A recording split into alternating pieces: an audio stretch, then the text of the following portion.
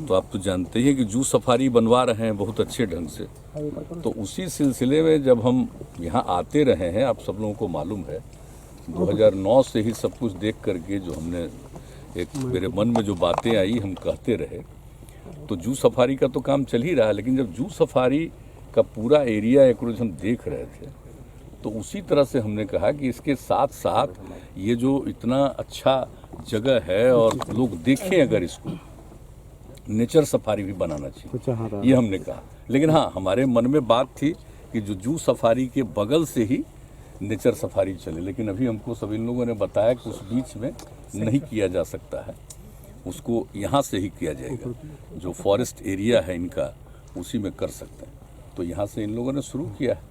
तो वही देखने हम आ रहे थे कि कैसे लोग कहीं से देखेंगे, तो बहुत अच्छा बना है। और इसके सुरक्षा के लिए और इसके मेंटेनेंस को देखने के लिए सारी बात हमने पूछी है, इन लोगों ने बताया ही है। और जो भी हमको लगा है यहाँ पर देखने के बाद हमने भी सजेस्ट कर दिया है ताकि बिल्कुल प्रोटेक्टेड रहे। और यहाँ पर जो देखने आएंगे और प्रतिदिन लोग घूमेंगे, और ख़ास करके बच्चों के लिए और यूथ के लिए इसको और प्रेरित करने वाली बात है कि ताकि वो नेचर के बारे में उनको पूरी जानकारी हो और देखें। वैसी स्थिति में उनके सुरक्षा का भी पूरा प्रबंध किया जाएगा। कब तक शुरू होगा? हाँ, अब बताइए कब तक आप लोग शुरू कर सकेंगे? मार्च तक कह रहे हैं। मैंने जो भी मार्च तक प्रोजेक्ट है पूरा। तो अभी तक का प्रोजेक्ट है, मान लीजिए उसमें तक पूरा करें, थोड़ा आगे पीछे थोड़ा बहुत हो सकता है, लेकिन सारी तैयारी। और आज भी चीफ सेक्रेटरी ये बात हो गई है, यहाँ पर पुलिस का भी डिप्यूटेशन रहेगा परमानेंटली।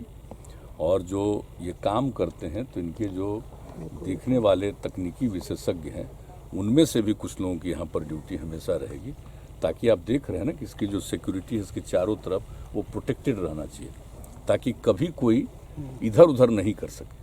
नहीं तो इसका तो कोई ठिकाना नहीं रहता। आप निश्चिंतापूर्वक छोड़ दीजिएगा तो पता चला कि कोई गलत प्रवृत्ति का आदमी कुछ जा करके इसको नुकसान पहुंचा सकता है। ये तो आदमी को सर्टेन कुछ लोग तो होता है, ऐसा कोई ज़रूरी नहीं है, लेकिन इसके बारे में सोच करके ही हम लोग चारों तरफ कोई भी काम अब कर रहे हैं, खास करके जो भी ये जो प्राकृतिक चीज़ें हैं, ताकि लोगों को प्रकृति के प्रति, और आप जान रहे हैं कि हम लोग किस प्रकार से जल जीवन हरियाली अभियान चला करके पर्यावरण के प्रति लोगों को जागरूक कर रहे हैं, और किस तरह से लोगों में जागृति आई है, कितना वृक्षारोपण हो रहा है, जल के संरक्षण के लिए काम हो रहा है, और मौसम के अनुकूल कृषि के लिए काम हो रहा है, सौर ऊर्जा को बढ़ावा दिया जा रहा है।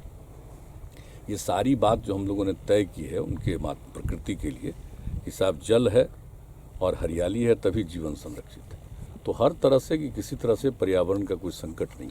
और एक बात आप लोगों को और बता रहे हैं, पूरे आप जान रहे हैं कि राजगीर के इलाके में हम लोग गंगा नदी का जल, उसके लिए काम शुरू हो गया, और गंगा नदी का जो जल रहेगा वो सारे लोगों को जल उपलब्ध होगा। चाहे हमारा यूनिवर्सिटी बन रहा नालंदा विश्वविद्यालय वो हो, या आर्मी के या जो भी पुलिस के लोग हैं, या जहाँ कहीं भी कई तरह की संस्थाएं, और पुलिस का ट्रेनिंग इंस्टीट्यूट भी यहाँ बना हुआ है हर प्रकार से। और आप जानते हैं कि जिस तरह से एक एक चीज़ बन रहा है, खेल कूद के मामले में आप जान ही रहे हैं किस तरह से यहाँ पर सारा बड़ा बड़ा काम हो रहा है। और यहाँ पर एक खेल के लिए भी विश्वविद्यालय बनाने का हम लोगों ने निर्णय कर लिया है। तो ये सब चीज़ होगा सबके लिए, जो भी आएंगे, जो भी होटल में रहेंगे, अपने घर में रहेंगे, सब लोगों के लिए वही हम लोग गंगा जल उपलब्ध कराएंगे पीने के लिए, उसको और स्वच्छ करके एक एक जगह पर पहुंचाएंगे। तो अगर एक बार ये हो गया तो फिर नीचे से ग्राउंड वाटर लोग तो अब नहीं करेंगे, उनको मना भी कर दें ग्राउंड वाटर खुद नहीं निकालिए। तो आप जान लीजिए कि कई जगह पर जितना नुकसान पहुंच गया राजगीर में वो सब फिर से ठीक होने की संभावना। अब जो 34 के इसमें आ गया था भूकंप में, तो वो तो एक अलग बात है, लेकिन बाद में नीचे का जल स्तर कम हो जाने के कारण अगर किसी प्रकार की कोई कमी आ रही है तो उस कमी से भी छुटकारा मिल जाएगा।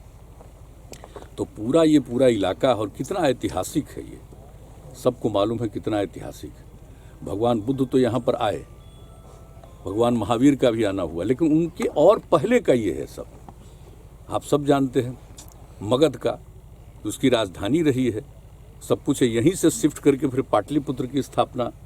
तो ये सब कुछ जो हुआ है, तो हम लोगों का उद्देश्य यही है कि जो इसका इतिहास है हम उसको सुरक्षित करें और नई पीढ़ी को इसके लिए हम लोग प्रेरित करें, लोग एक एक बात को जानें और यहाँ की जो खासियत है उसके बारे में समझें। और जब प्रकृति के बारे में जानेंगे, नेचर के बारे में जानेंगे, अपने पुराने इतिहास के बारे में जानेंगे, तो उनकी जागृति और बढ़ेगी और समाज को आगे बढ़ाएंगे। तो ये हम लोगों का मकसद है। सर, एक बार यहाँ पर आए थे, औषधीय पौधा को देख के काफी आप प्रभावित हुए थे। हाँ, तो इन भाई, पौधों जो के लिए पहली बार आए थे तो हमको तो ये कहाँ गए, यही है। इनको तो लग रहा था कि हम जा नहीं पाएंगे, हम जहाँ तक जाएंगे वहाँ तक जाएंगे। और उसके बाद जो देख करके कितना सुंदर चारों तरफ, तो वही ना उसके बाद एक एक चीज हुआ है। और आप देख ही रहे हैं कि हर जगह हम लोग इसके लिए एक एक तरह का काम करके लोगों को प्रेरित करना। अब सिर्फ जो भी इतना है, इतना ऐतिहासिक जगह है और सब जगह को जो हम लोग इसको ठीक कर रहे हैं ताकि लोग आएंगे तो हर जगह जाएंगे, देखेंगे, तो ये जो टूरिज्म का जो केंद्र है ये और विकसित होगा, बड़े पैमाने पर लोग और आते रहेंगे, तो अच्छी बात रहेगी। तो ये हम लोगों का मकसद है। आपके साथ शुरू से हम आते रहे हैं।